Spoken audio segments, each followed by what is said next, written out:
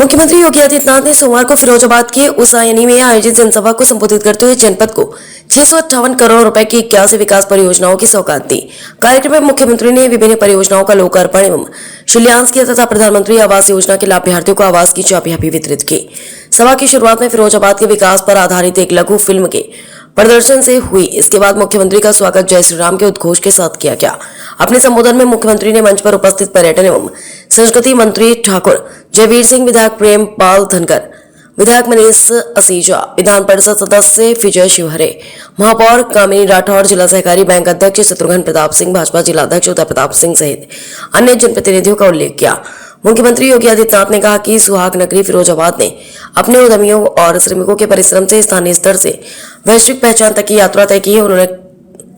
उन्होंने कांच उद्योग से जुड़े उद्यमियों और श्रमिकों का अभिनंदन करते हुए कहा कि फिरोजाबाद नवाचार विकास का नया केंद्र बन रहा है।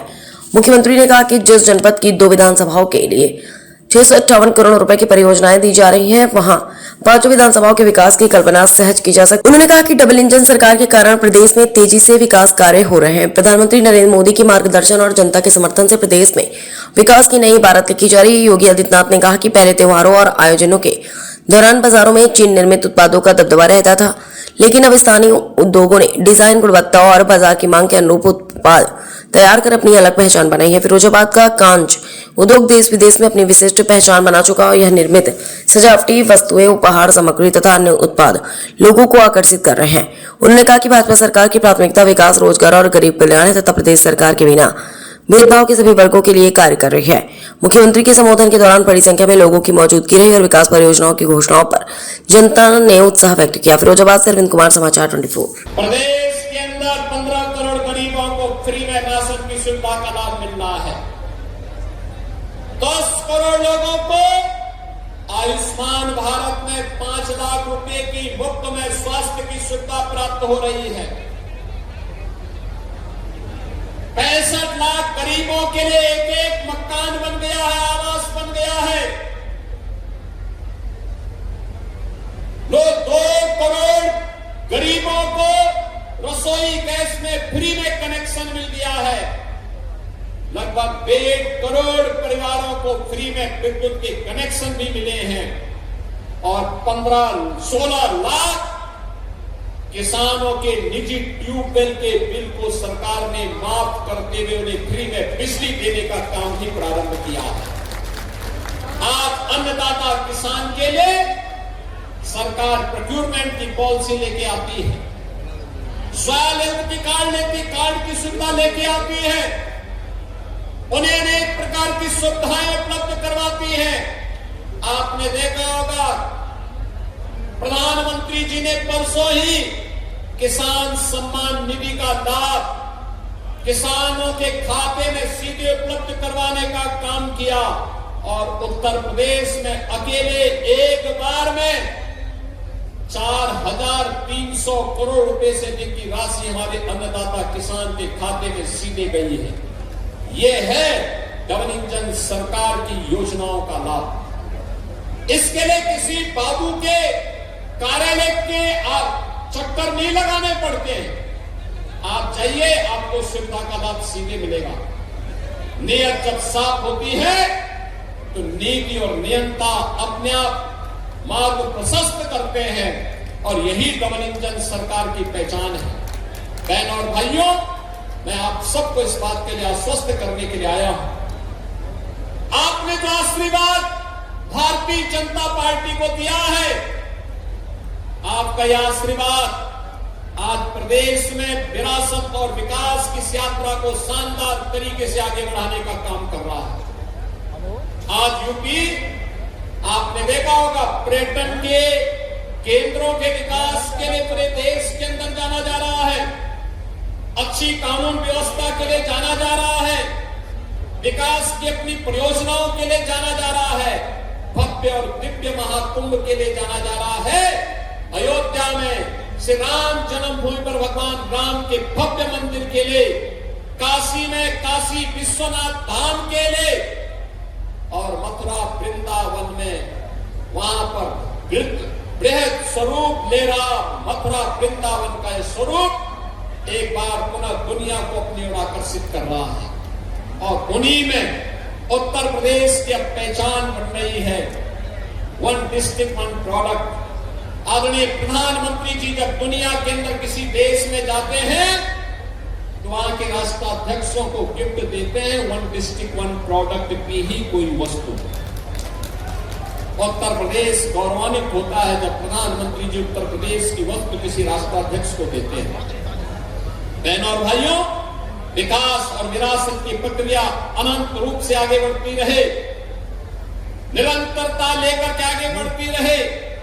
इसके लिए आज मुझे टुंडला और सिकोहाबाद की इन परियोजनाओं के साथ आपके बीच में आने का अवसर प्राप्त हो रहा है। मैं आज के इस अवसर पर विकास की सभी परियोजनाओं के लिए टुंडला और सिकोहाबाद की जनता जनार्दन को हृदय से बधाई देता हूं। मैं श्री प्रेमपाल धनखड़ जी को, यहां के जनप्रतिनिधियों को रुचि लेने के लिए हृदय से धन्यवाद भी देता हूं। विकास के प्रति श्री प्रेमपाल धनखड़ लगातार प्रयास करके हमारे बीच आते रहते हैं, मेरे पास आते रहते हैं कि हमें ये सड़क चाहिए, यहाँ पे फ्लाईओवर चाहिए, यहाँ पे हमें ये संस्थान चाहिए। आज उसी का परिणाम है विकास तेजी के साथ टुंडला में भी अब दिखाई दे रहा है और टुंडला अपनी इस नई पहचान के लिए आगे बढ़ सके, इस विश्वास के साथ आज मैं ये सभी योजनाएं आप सभी को उपलब्ध कराता हूं। टुंडला और सिकोहाबाद के इस नागरिकों को उपलब्ध कराते हुए विश्वास करता हूं कि आपका श्रमिकों के परिश्रम से आज इस जनपद को लोकल से ग्लोबल बनाने की एक बड़ी यात्रा तय की है। इसके लिए फिरोजाबाद को पहचान देने वाले ऐसे सभी कारीगरों, उद्यमियों, श्रमिकों का अभिनंदन करते हुए सिद्ध संत बाबा नीप करोली की जन्मस्थली से जुड़े हुए जनपद फिरोजाबाद और टुंडला को मैं कोटि कोटि नमन करते हुए आप सबका अभिनंदन करता हूं। बहनों और भाइयों, जब ऐसी पवित्र भूमि पर आने का अवसर प्राप्त हुआ है तो स्वाभाविक रूप से यह अधिकार बनता है फिरोजाबाद जनपद का कि वह विकास की परियोजनाओं का साक्षी बने। और मुझे प्रसन्नता है कि आज 650 करोड़ रुपए से अधिक की परियोजनाएं केवल 2 विधानसभाओं के लिए मिल रही हैं और जिस दिन 5 विधानसभाओं को मिलाकर के करेंगे तो मान के चलिए कि ये इससे कई गुना ज्यादा होंगी। इसके लिए भी मैं फिरोजाबाद वासियों को हृदय से बधाई देता हूं। बहनों और भाइयों, ये जो भी डबल इंजन की सरकार कर पा रही है, प्रधानमंत्री मोदी जी का मार्गदर्शन है, लेकिन इसका श्रेय आपको जाता है, क्योंकि जब आप सही निर्णय करते हैं, सही जगह आपका वोट जाता है, ईवीएम का सही बटन दबाते हैं, जब मनीष असीजा और प्रेमपाल धनखड़ जैसे विधायक बनते हैं और वे कमल का फूल लेकर के जब लखनऊ तक पहुंचते हैं तो बहनों और भाइयों, बदले में विकास आता है, बदले में फिरोजाबाद की यात्रा लोकल से ग्लोबल की बनती है। और अब मैं देखता हूं फिरोजाबाद का ग्लास का उद्योग नवाचार का एक नया केंद्र बना है। इसने चीन को पछाड़ दिया है। पहले होली, दीपावली, विजयादशमी कोई पर्व और त्योहार आता था, हम लोग देखते थे कि चीन से बनी हुई उत्पाद ही मार्केट में पहुंचती थी। अब यहां के कारीगरों ने नई तकनीक ली, कारीगरों ने डिजाइन तय की, मार्केट की डिमांड क्या है उसके अनुरूप बनाना शुरू कर दिया। परिणाम है अब दीपावली हो या विजयादशमी, होली हो या कोई पर्व और त्योहार, जन्मदिन या कोई भी अन्य आयोजन, कोई अतिथि आता है तो ग्लास की एक सुंदर सी मूर्ति, सुंदर सी प्रतिकृति जब अतिथि को मिलती तो देख करके भौचक रहता और देखते ही रह जाता है कि बनाया कैसे और किसने बनाया है। तो मैं कहता हूं ये फिरोजाबाद के हमारे कारीगरों ने बनाया है, वहां के उद्यमियों की परिश्रम का एक परिणाम है, वह भी अभिभूत होता है। और बहनों और भाइयों, कितनी शानदार प्रतिमाएं बनती हैं। गणपति की प्रतिमा, राम दरबार, राधा कृष्ण की प्रतिमा और भी अलग अलग देवी देवताओं का, बुद्ध की प्रतिमा, भगवान शिव की प्रतिमा कितनी शानदार बनाती है। यह है कला। यह कला पहले भी थी, यह प्रतिभा पहले भी थी, लेकिन प्रतिभा को 2017 के पहले प्लेटफॉर्म नहीं था, प्रोत्साहन नहीं था। आज से 9 वर्ष पहले यही मनीष सिसोदिया जी मेरे पास आए और उन्होंने गुस्से में भी, आक्रोशित होकर के भी मुझे कहा कि हमारा उद्यमी, हमारा व्यापारी जाएगा कहां? पॉल्यूशन कंट्रोल बोर्ड ने तबाही मचाई हुई है। और मैंने उस समय कहा कि ये तबाही बंद हो जाए तो ये व्यापारी कुछ करे। और बहनों और भाइयों, आने के बाद, सरकार आने के बाद हमने यही किया।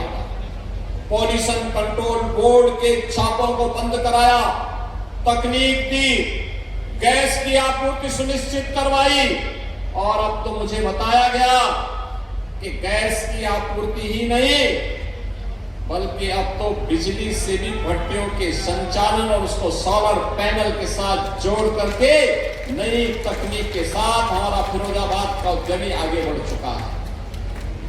आलू उत्पादक किसानों ने अपनी एक नई, अन्नदाता किसान के लिए एक नई उपज इसी जनपद से दी है, फिरोजाबाद जनपद से। और फिरोजाबाद जनपद में लोक माता अहिल्याबाई होलकर की प्रतिमा भव्यता के साथ आज जनपद को एक पहचान दिला रही है और सनातन धर्मावलंबियों को अपने पूर्वजों के प्रति कृतज्ञता ज्ञापित करने के लिए प्रेरणा दे रही है। याद करिए, लोक माता ने 300 वर्ष पहले जन्म लेकर के महाराष्ट्र की धरती में भले ही उनका जन्म हुआ, भले ही वह इंदौर की महारानी थी, लेकिन उनका कार्य क्षेत्र तो पूरा भारत था। जहां सनातन धर्म है वहां लोक माता की उपस्थिति है। उन धर्म स्थलों को जिन्हें विदेशी आक्रांताओं ने नष्ट किया था, लोक माता ने उन सब के पुनरुद्धार का काम किया। यही कारण है जब लोक माता के 300 वर्ष जयंती के हो रहे थे, प्रधानमंत्री मोदी जी के मार्गदर्शन और नेतृत्व में पूरे देश के अंदर लोक माता की त्रिशताब्दी वर्ष के आयोजन को पूरी भव्यता के साथ आयोजित किया गया। मुझे भी अनेक आयोजनों के साथ जुड़ने का अवसर प्राप्त हुआ था और मुझे प्रसन्नता है कि लोक माता की प्रतिमा को हम लोगों ने जगह जगह स्थापित करने के लिए हमारी सरकार उस समय कुछ योगदान कर पाई थी।